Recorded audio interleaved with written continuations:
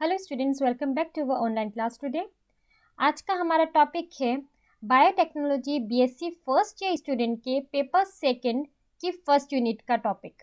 Okay, और ये part है, मतलब आपको ये ब्रांचेस ऑफ माइक्रोबायोलॉजी मिलेगा, स्कोप और ब्रांचेस ऑफ माइक्रोबायोलॉजी में आपको ये थर्ड वीडियो है, ब्रांचेस ऑफ अप्लाइड माइक्रोबायोलॉजी।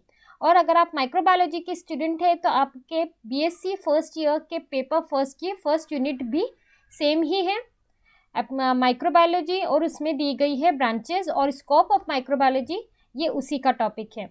और आज ये यूनिट का पार्ट 4 है। Let me introduce myself, professor Rukaiya. Okay, आज हम पढ़ने वाले हैं माइक्रोबायोलॉजी के अप्लाइड माइक्रोबायोलॉजी ब्रांच पर। माइक्रोबायोलॉजी दो मुख्य ब्रांचेस शाखा में बटी गई है। पहली है बेसिक रिसर्च माइक्रोबायोलॉजी, जिसकी वीडियो मैंने पिछले कल ही दी है, और जिसे ना पता हो, उन्होंने ये वीडियो ना देखी तो उसकी डिस्क्रिप्शन बॉक्स में लिंक भी दिया है, सबसे पहले आप इसी को देखिएगा। उसके बाद आज हम पढ़ने वाले हैं अप्लाइड माइक्रोबायोलॉजी, जिसमें 3 मुख्य शाखा है।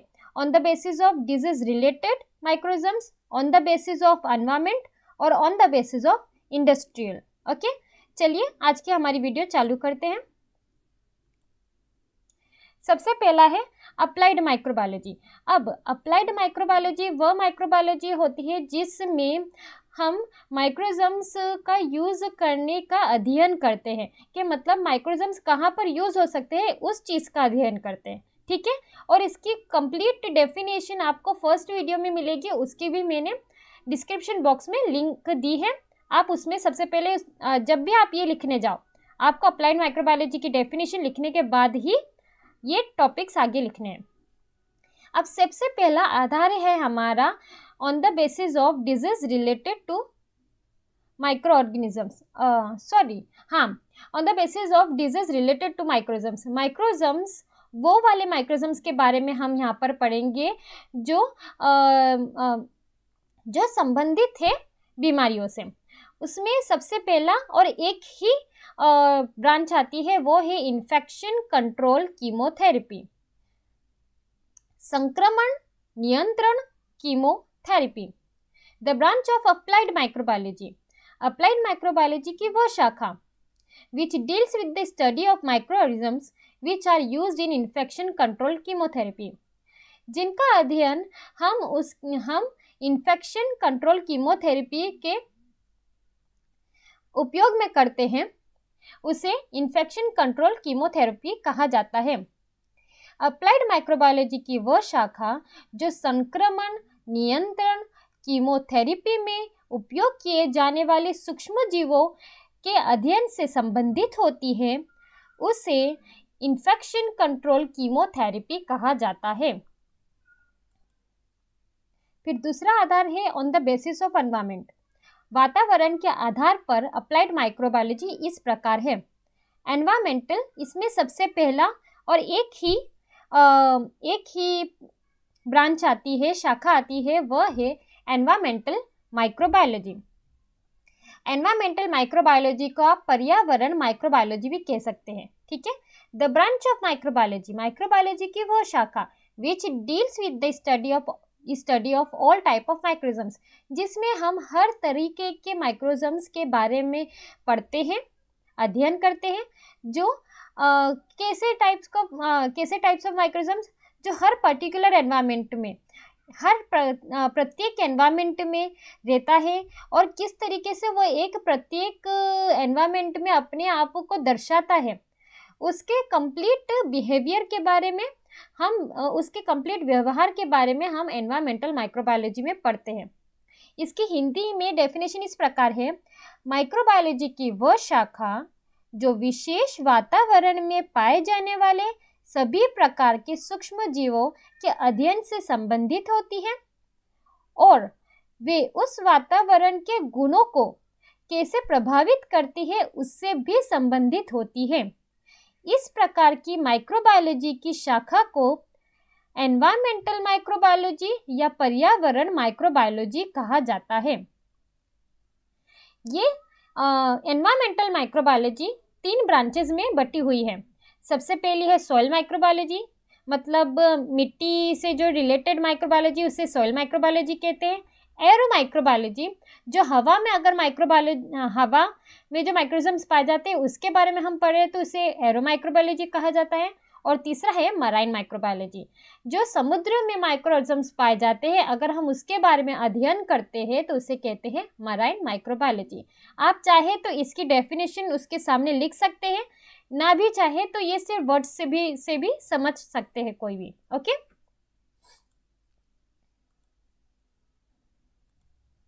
अब अप्लाइड माइक्रोबायोलॉजी का आखिरी आधार है इंडस्ट्रीज, वह माइक्रोजम्स जो इंडस्ट्रीज से संबंधित होते हैं, मतलब उद्योगों के आधार पर, सूक्ष्म जीवों से संबंधित उद्योगों के आधार पर माइक्रोबायोलॉजी, अप्लाइड माइक्रोबायोलॉजी इस प्रकार है।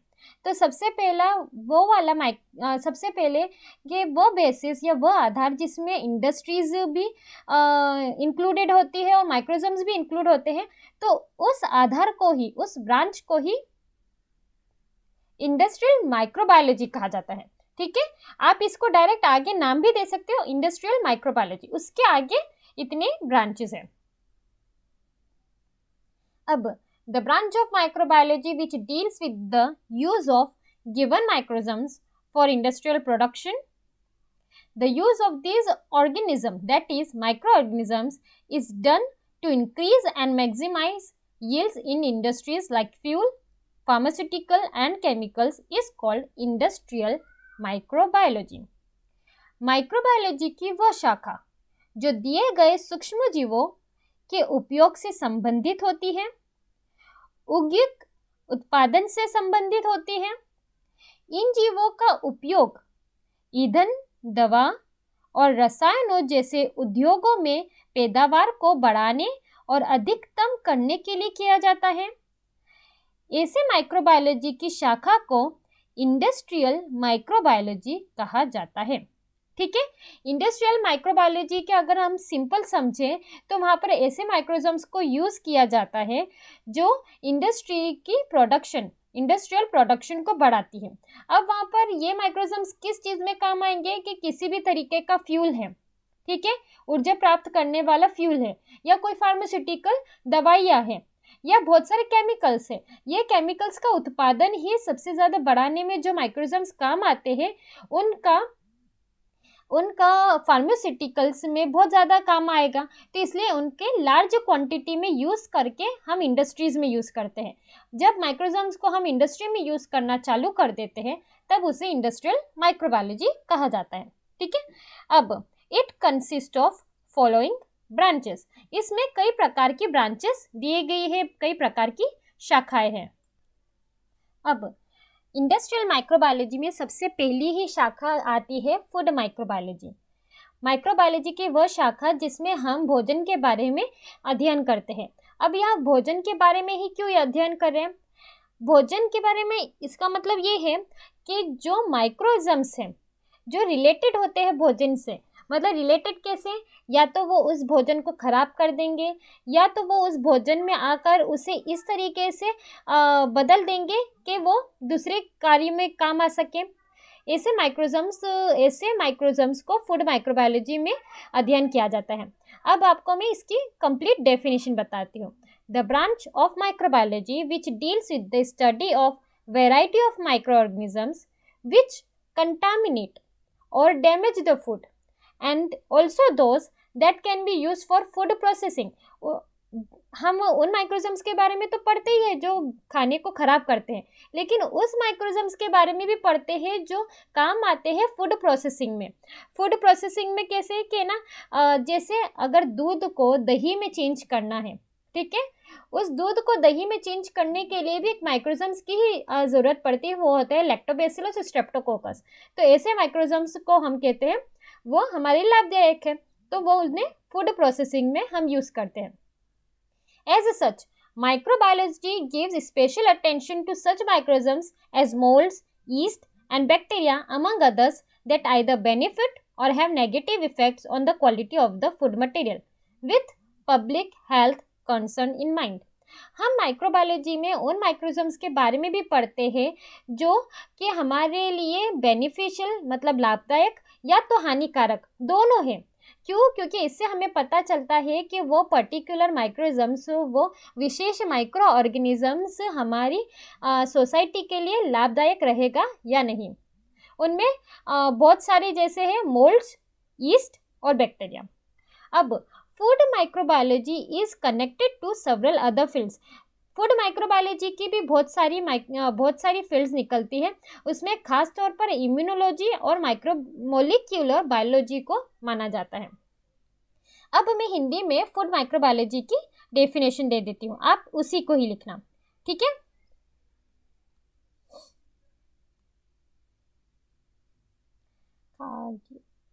एक मिनट।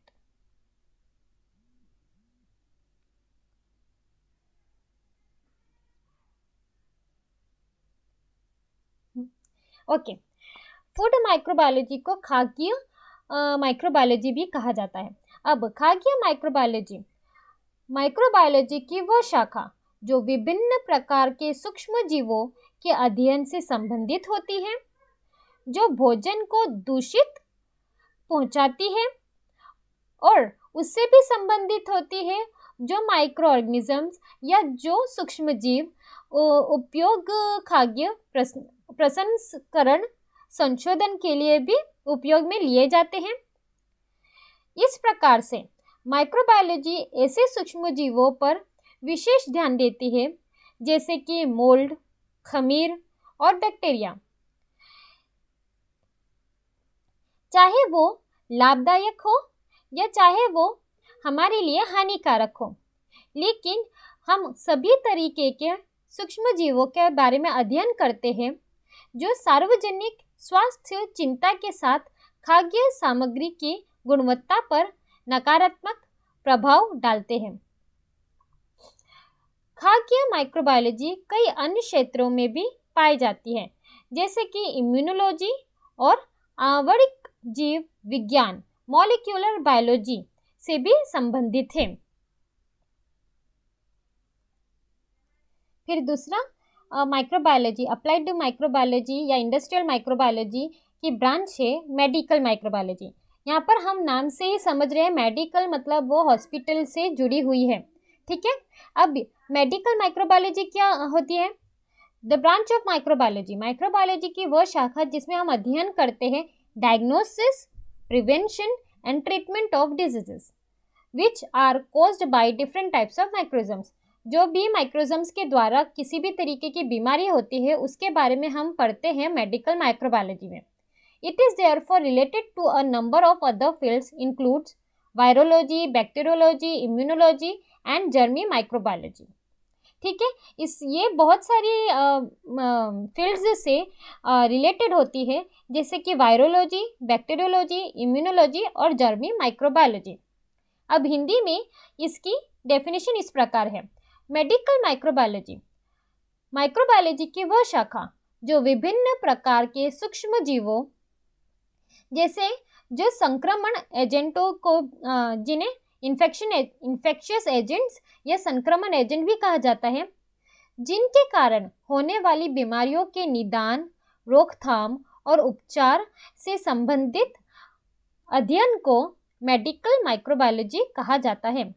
इसलिए यह medical microbiology virology, bacteriology, immunology और जर्म माइक्रोबायोलॉजी सहित कई अन्य क्षेत्रों से संबंधित होती है, ठीक है।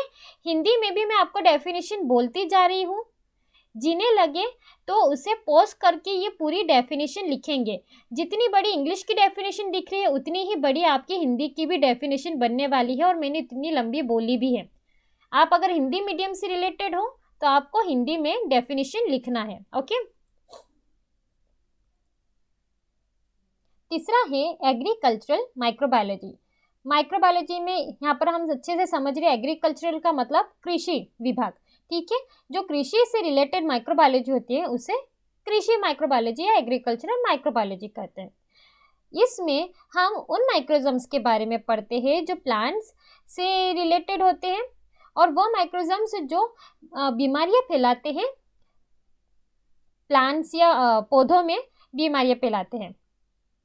अब it is only concerned as such it is not only concerned with the medical significance of these organisms but also their economic importance for farmers and the industry as a whole। हम यहाँ पर agricultural microbiology में सिर्फ माइक्रोजम्स के बारे में नहीं पढ़ते हैं कि कौन से माइक्रोजम्स कौन से कहाँ पर कितने प्लांट्स में बीमारियां फैला रहे हैं, पर ये भी देखते हैं कि ये माइक्रोजम्स के कितना असर पड़ता है फार्मर्स के इकोनॉमिक पर भी, मतलब उनकी आर्थिक व्यवस्था पर कितना असर हो रहा है, हम ये भी देखते हैं। In this process agricultural microbiology is used to solve issues identified in agricultural practices while helping increasing yields of farmers. हम यहाँ पर ये भी देखते हैं कि अगर हम माइक्रोजम्स जो अच्छे लाभदायक माइक्रोजम है अगर वहाँ पर हम उसे यूज़ करेंगे तो फार्मर्स की कितनी ज़्यादा उनके उद्योग में या उनकी कृषि के क्षेत्र में उनका कितना मुनाफा होगा, हम ये भी देखते हैं। चौथा, अप्लाइड माइक्रोबायोलॉजी या इंडस्ट्रियल माइक्रोबायोलॉजी की शाखा है फार्मास्यूटिकल माइक्रोबायोलॉजी। यहाँ पर हम अच्छे से समझ सकते हैं फार्मास्यूटिकल का मतलब होता है कि वह जिसमें हम दवाइयाँ बनाते हैं। So the branch of microbiology which deals with the study of the use of microorganisms for inhibiting contamination as well as the development of pharmaceuticals, जिसमें हम माइक्रोजम्स के कंटामिनेशन को रोकते हैं, ठीक है, और जहाँ पर जिसके कारण फार्मास्यूटिकल्स में डेवलपमेंट होता है, ऐसी माइक्रोबायोलॉजी की शाखा को फार्मास्यूटिकल माइक्रोबायोलॉजी कहा जाता है। फार्मास्यूटिकल माइक्रोबायोलॉजी की डेफिनेशन इस प्रकार है हिंदी में। माइक्रोबायोलॉजी की वह शाखा जिसमें हम अध्ययन करते हैं संदूषण के साथ साथ फार्मास्यूटिकल्स के विकास को रोकने के लिए सूक्ष्म जीवों के उपयोग के अध्ययन से संबंधित माइक्रोबायोलॉजी को फार्मास्यूटिकल माइक्रोबायोलॉजी कहा जाता है। या और सिंपल में कहूँ तो द माइक्रोबायोलॉजी की वह शाखा जिसमें हम उन सूक्ष्म जीवों का अध्ययन करते हैं जिसमें हम माइक्रोजम्स के द्वारा फैलने वाली बीमारियों को रोकते हैं और साथ ही उस फार्मास्यूटिकल्स के विकास के बारे में पढ़ते हैं। ऐसी शाखा को फार्मास्यूटिकल माइक्रोबायोलॉजी कहा जाता है। पांचवी है माइक्रोबियल बायोटेक्नोलॉजी और जेनेटिक इंजीनियरिंग। अब यहाँ पर हम माइक्रोबियल बायोटेक्नोलॉजी दोनों पढ़ रहे हैं, तो यहाँ पर ऐसा है कि माइक्रोबायोलॉजी और बायोटेक्नोलॉजी दोनों का वह क्षेत्र जिसमें हम माइक्रो ऑर्गेनिजम्स का उपयोग करते हैं अच्छे पर्पस के लिए, मतलब अच्छी चीज़ों के लिए हम माइक्रोजम्स का यूज़ करते हैं। इनका मुख्य कार्य यही है कि microbial application in the day to day life, कि हम माइक्रोजम्स को अच्छे पैमाने पर उपयोग कर सकें हमारी रोज़मर्रा की ज़िंदगी में। द ब्रांच ऑफ माइक्रोबायोलॉजी की वो शाखा जिसमें हम अध्ययन करते हैं माइक्रोजम्स के जेनेटिक्स के बारे में, जिससे कि हम हमारी आगे होने वाली डिस्कवरी में सफलता प्राप्त कर सके। ऐसी माइक्रोबायोलॉजी को माइक्रोबियल बायोटेक्नोलॉजी या जेनेटिक इंजीनियरिंग भी कहा जाता है। अब हिंदी में इसकी डेफिनेशन इस प्रकार है। बायोटेक्नोलॉजी का क्षेत्र, माइक्रोबायोलॉजी और बायोटेक्नोलॉजी का क्षेत्र जो लाभकारी उद्देश्यों के लिए रोगाणुओं का उपयोग करती है उसे माइक्रोबायल बायोटेक्नोलॉजी कहा जाता है। इसका उद्देश्य दिन प्रतिदिन के जीवन में माइक्रोबायोलॉजी एप्लीकेशन को बढ़ाना है। माइक्रोबायोलॉजी की वह शाखा जो नई खोज की बेहतरी के लिए सूक्ष्म जीव के आनुवंशिक अध्ययन से संबंधित होती है। ऐसी माइक्रोबायोलॉजी की शाखा को जेनेटिक इंजीनियरिंग या माइक्रोबियल बायोटेक्नोलॉजी कहा जाता है। और इस प्रकार आज हमारी कंप्लीट ये अप्लाइड माइक्रोबायोलॉजी भी हो चुकी है, मतलब आज की वीडियो में हमने पूरी ब्रांचेस ऑफ माइक्रोबायोलॉजी पढ़ ली है। सो आज की वीडियो यहीं पर समाप्त होती है। Thank you.